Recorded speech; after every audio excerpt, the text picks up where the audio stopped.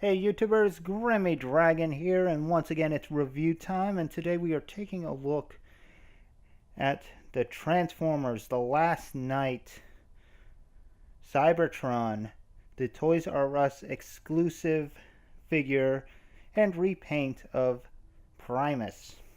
And for those who follow multiple versions of the Transformers lore, you'll know that Primus is essentially the god of Transformers, the creator of all of them, and often is depicted as planet Cybertron itself. And yeah, this is a repaint of the 2005-2006 Cybertron Primus that later got repainted for Takara's Welcome to 2010, as Creator Primus, and now we got the third repaint. Oh my. This is an interesting figure, to say the least. The paint job is nice. A mix of purples, blacks, blues, and yellows, which actually come out quite nice. You do have some Cybertronian glyphing here, although I have not deciphered it. I'm not going to try to. That's not something I do. So, yeah. But you do have these spires, which are all translucent blue. And they're a softer plastic, so I'm not too worried about them breaking. But the cannons, and other parts, which I will get into later when we transform this thing, are a solid translucent plastic, which has me a little concerned. But all in all, it does look nice. And yeah, he's pretty much a giant beach ball. But a lot of details. I like the coloring. And you can see cities. I think that's supposed to be Kaon right there. Which are picked out in that allspark blue or translucent blue, depending on where they are. Well, all in all, doesn't look bad. You do have spots for mini-cons, 4 on the top, 1 right there, which is pretty standard for those kind of figures.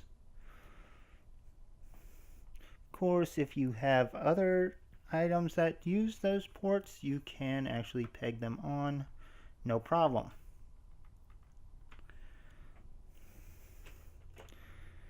And all in all, I do like it. I'm glad to finally have a Primus. You know, that's a big deal for me.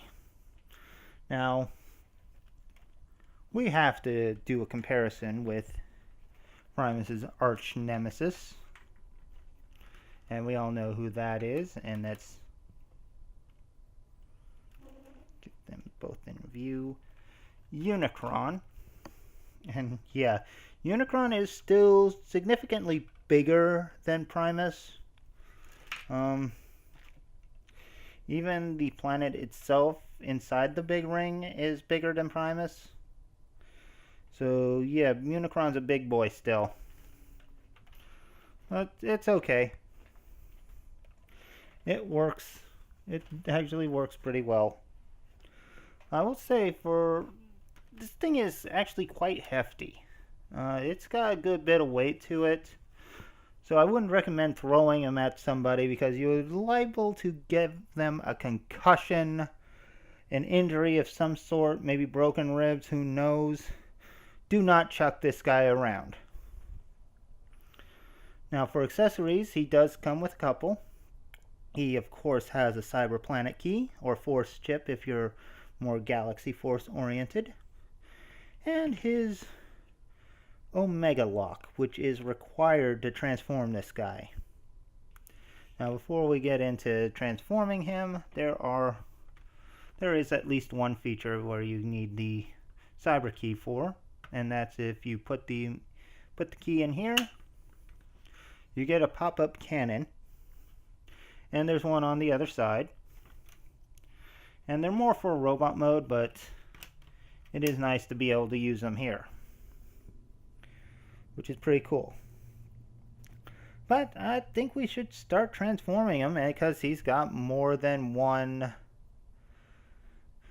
transformation. And first we're going to turn him around because this is going to be the front of it. And it's really just one transformation, but there are multiple modes and steps, which makes it a little easier, but still a bit annoying because I'm not even sure if we can count the other modes as true modes. But to do that, we got our Omega Lock here, which is really nice. We'll put the cyber key in right here. And you can see there are 3 other ports. So we're going to get some more cyber keys since I have a few figures that had them, like the Speed Planet key,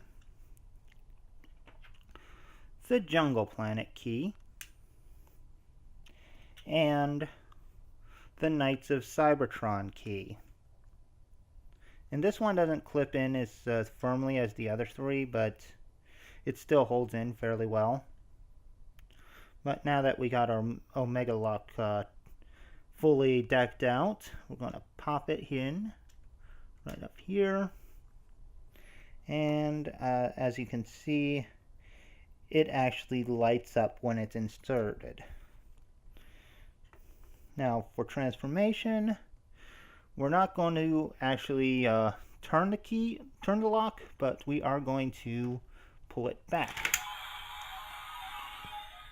And yes, it does make that sound every time you turn it, which is pretty cool. But you can also see you got some large missile launchers here. And this is the first battle mode, where you have the big missile launchers, a lot of the planet comes out. And yeah, that's a good start. Going to need the Omega Lock again, but there's not much to say. Missiles do fire, so you got that. And yeah, like I said, this is just like a midway point. And there's another midway point transformation that we're going to get to, which is going to involve flipping these around like so. And then just going to flip this piece up. And yeah, he's a big boy, so it's going to be tricky getting this all in frame, but I'm going to try to. Basically, we are going to just unfold it.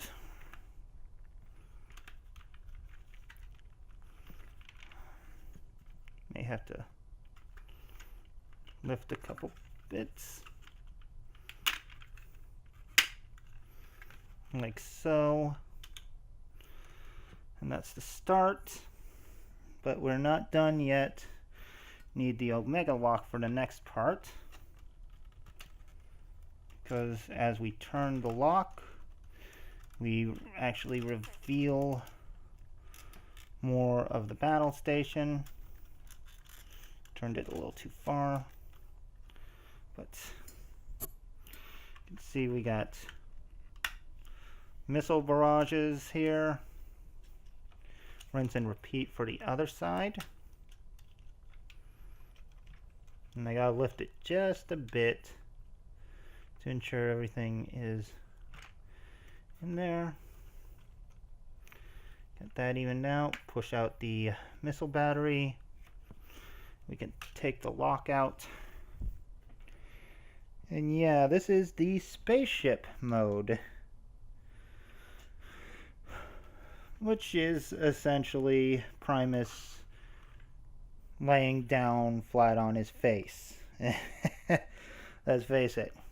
But you do got missile batteries at the front, plenty of weapons, but there's nothing really special about this mode. And I don't know why they bother with these things.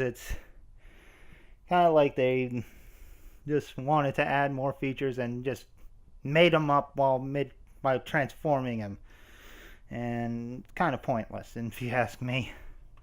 But we'll finish getting these out all the way.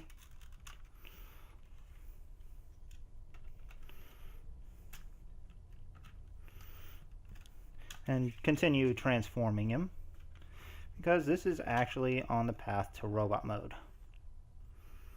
If I can get him up. Well, so we flipped out the feet. I'm going to rotate the waist 180. Bring out the knee pads and separate the legs.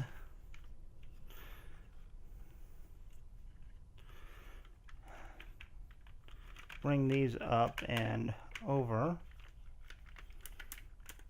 like so. Oh, yes. Would help to keep it in frame, wouldn't it? Sorry, guys. Basically, we're just taking the missile launchers, bringing them up, and flipping them around so they're facing front.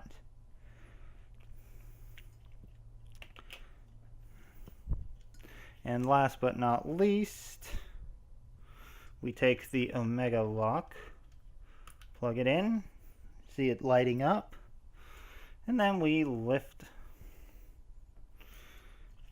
Well, we've got to take one of the keys out, and I'm going to try to do this so you can see what's going on, which is not easy because this is a stubborn one.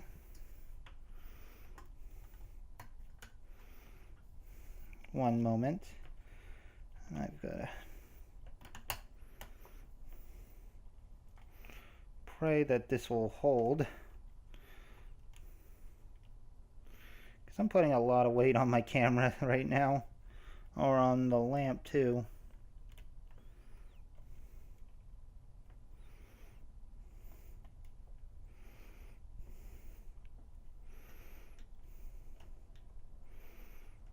Okay, I think that'll work.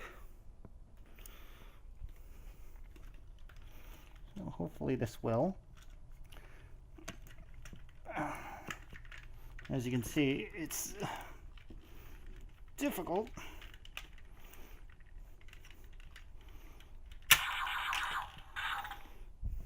Okay, hopefully that showed. But yeah, once you get that up, it makes sounds, the eyes light up. And hopefully that showed, because that is a very tight joint to try to move. Okay? But since we're here, let's get a good look at the face. I mean, that is a nice face sculpt. And yeah, the orange is a little odd. It kind of washes out the mouth. It might be the light, but you can see it from here. And yeah, that looks pretty good. So yeah, and you can see one of the keys fell out, but we'll just get the lock off. We don't need it there anymore. Before I forget, just pull out the hands, and uncurl the fingers a bit, and we can just put these guns down a little bit more. So we got Primus in his robot mode, looking quite nice. And I'm going to get the camera back so we can look at it proper. Okay, so yeah, robot mode looks really nice.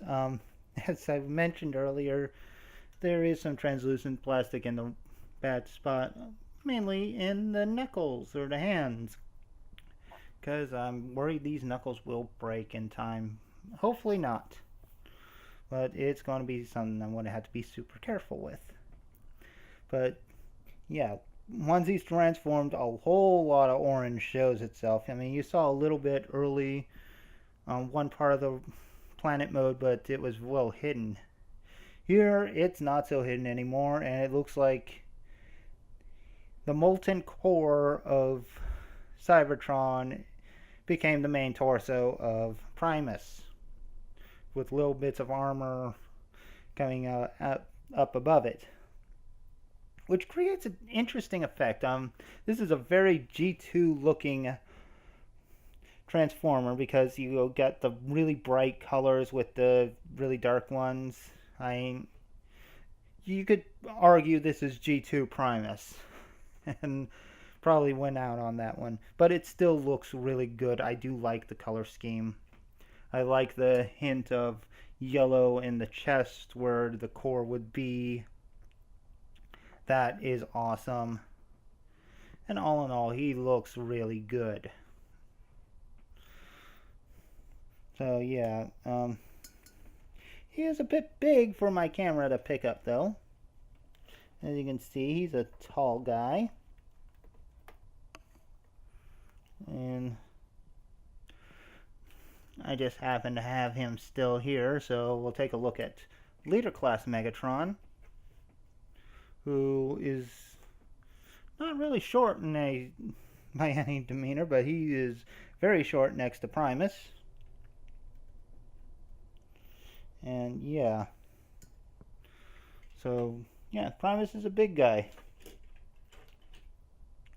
Now, unfortunately, there's no real spot to put the Omega Lock and his Cyber Key, but it's okay. You can put them to the side, put them in a baggie, but keep that Omega Lock. Whatever you do, you need it to transform him. And this part here and the part on the back on top of the planet is only going to move with the key.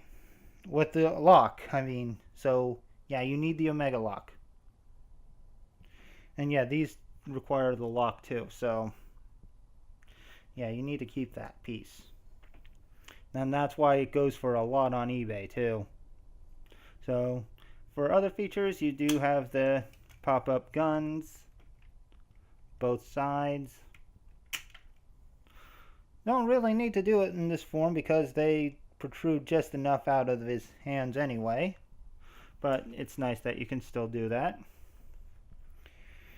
And yeah, I mean, you got the launching missiles as well.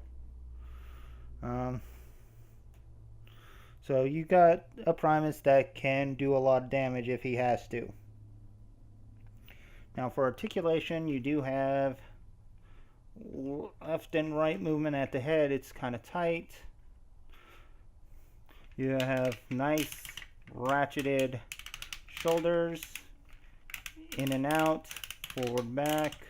You got a ratcheted elbow,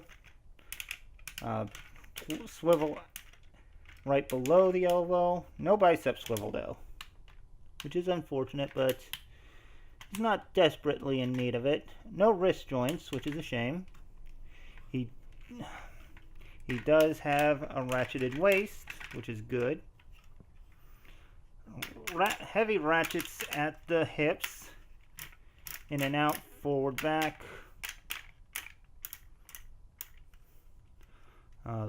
Thigh swivel.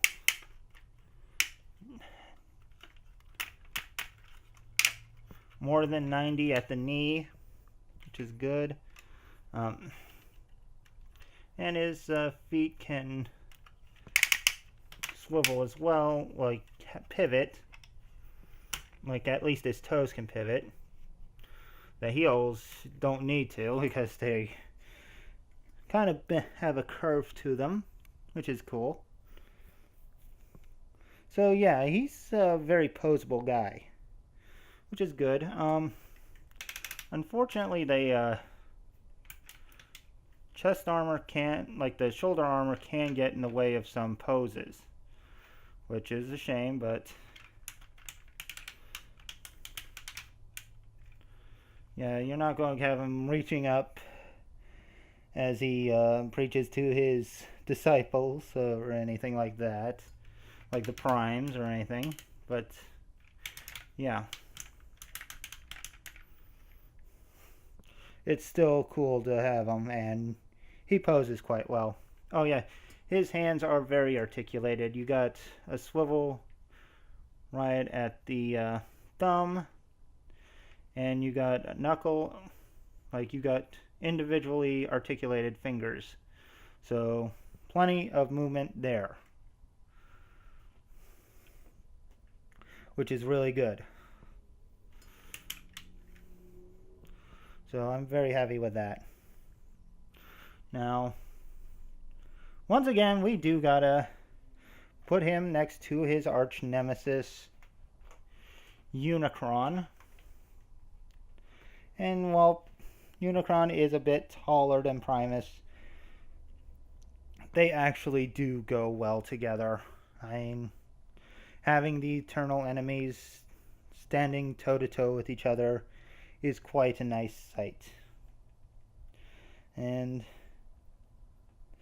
yeah, I think this is going to be a worthy addition to any classic shelf. Obviously, the 2010 version will be better for the classic shelf because they'll have the proper colors for Cybertron. But this guy works out quite nice regardless. I do like him. But in any case, I hope you enjoyed this video. Please leave a like, leave a comment, subscribe. Let me know what you think. And I will see you next time. So until then, goodbye out there, whatever you are.